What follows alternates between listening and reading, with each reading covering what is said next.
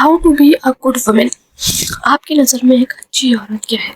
मैं अपना पर्सपेक्टिव बता रही हूँ, दूसरे का इंसान का पर्सपेक्टिव कुछ और हो सकता है। सिर्फ मैं अपना पर्सपेक्टिव बताने आई हूँ, समझे। सबसे पहली चीज़, वो औरत जो होगी सबसे पहले वो डेकोरेट होके नहीं घूमेगी दूसरे के सामने। दूसरे के सामने मार्क माय वर्ड्स, अगर वो सही में डेकोरेट होना पसंद करेगी तो वो घर में भी वैसी रहेगी, बाहर भी वैसी रहेगी। अगर वो वैसा नहीं करेगी तो she is not attractive women, समझ गए।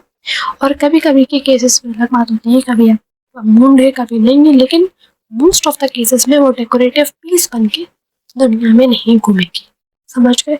दूसरी चीज़ औरत जो होती है, चाहे ये बात फीमेल और मेल दोनों के लिए, if you are smelling like a shit and not taking the bath and using perfume to hide the smell of the sweat, then you are the most laziest person, most बेकार person, most गलीज इंसान। जिस जो भी तुम्हें अल्फाज मिल रहा है उसको यूज करो अपने लिए, समझ गए।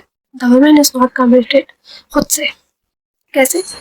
तुमने फला बंदे को कोई कमिटमेंट कर दी, वो जबान की पक्की नहीं होगी। जो अट्रैक्टिव वुमेन होती है ना, वो जबान की पक्की होती है। जो फालतू की हरी गहरी औरतें होती है ना, वो जबान की पक्की नहीं होती। ये मार्क माय वर्ड्स, लिख लो, ये लिख के रख लो, क्योंकि पाया जाता है औरत जो होती है जबान की पक्की नहीं होती है। और जो औरत अपनी जबान की पक्की है वो सही में एक औरत है, समझे। किसी भी चीज़ में हुआ है, वही औरत जबान की पक्की होगी जो अपने लिए जबान की पक्की है। फॉर एग्जाम्पल, तुम्हारे पास एक आदमी है, ठीक है, आदमी लड़के की बात नहीं कर रही हूँ मैं, आदमी, एंड उसको आपने कमिटमेंट करी है कि आप 12 बजे के बाद रात के 12 बजे के बाद आप उससे बात नहीं करोगे। तो कुछ भी हो जाए, वो कितने भी इंसिस्ट करे, आपका कितना भी मन क्यों नहीं करे, आपके कितने भी हार्मोनल इम्बैलेंस क्यों नहीं हो, आप उससे 12 बजे के बाद बात नहीं करोगे, फैक्ट। लेकिन अगर आप लगे पड़ो 4 बजे तक अननेसेसरीली उसकी गॉसिप मारने में, तो भाई तुम एक अट्रैक्टिव वुमेन नहीं हो, बिकॉज तुम अपने जबान की पक्की नहीं हो। बिकॉज वो भी तुम्हारे बारे में क्या सोचेगा, क्या हाल हो। तुम मुझसे बुलवाओ मत कि सामने वाला इंसान खुद ऐसे ही है इसलिए आप वैसे हो, इसलिए अपने आप को सही में कमिटेड रहो अपने साथ, समझ गए।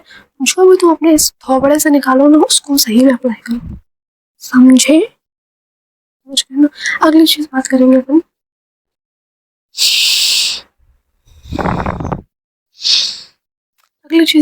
जो सही में अट्रैक्टिव औरत होगी ना, वो किसी गॉसिप में नहीं बैठना पसंद करेगी।